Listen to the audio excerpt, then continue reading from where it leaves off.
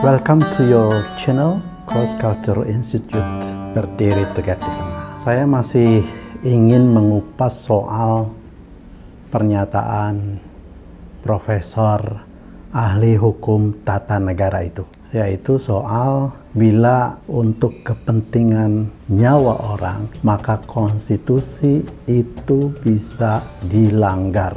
Ini pernyataan yang menurut saya dengan dalih apapun gegabah dari seorang ahli hukum tata negara menyatakan seperti itu. Jangan kemudian orang yang tidak paham dengan pernyataan seperti itu dinyatakan tidak serius belajar hukum tata negara. Tidak, bukan itu. Banyak alasan yang bisa menentang pernyataan profesor seperti itu. Banyak teori lagi yang lebih rasional, lebih nyata dan praktikal untuk melawan pikiran seperti itu. Tapi saya bukan di situ yang ingin saya diskusikan. Adalah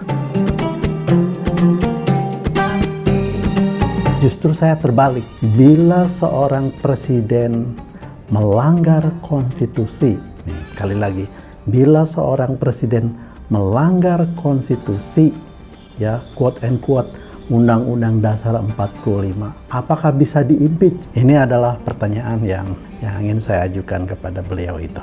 Saya ingin ambil satu contoh.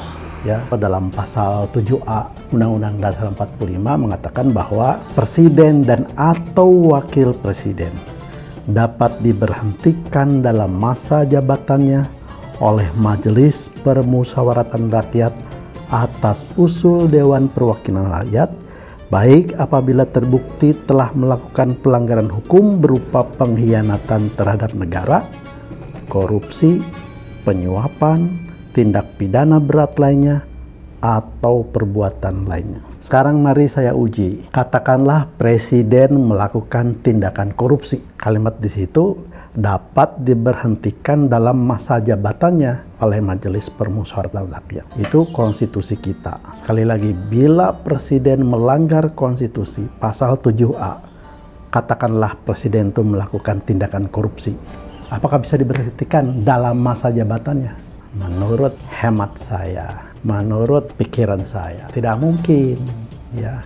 Sebab kata korupsi itu adalah berindikasi kepada hukum.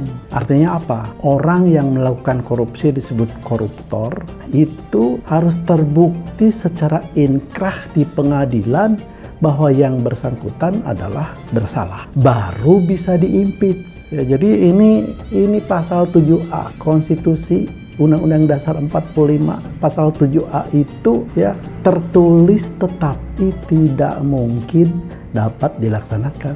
Bisa mengimpeach presiden ketika dia sedang berkuasa oleh MPR karena dia korupsi. Itu nggak mungkin. Tidak mungkin presiden yang sedang berkuasa disidik oleh bawahannya. Jadi di satu sisi konstitusi bisa dilanggar itu menurut profesor itu. Tapi di sisi lain undang-undang kita, undang-undang dasar kita ini justru modelnya seperti ini.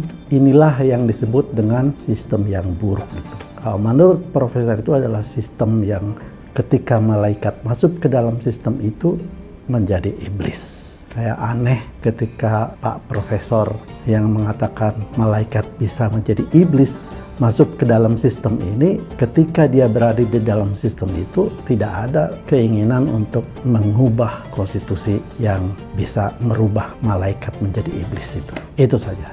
Terima kasih.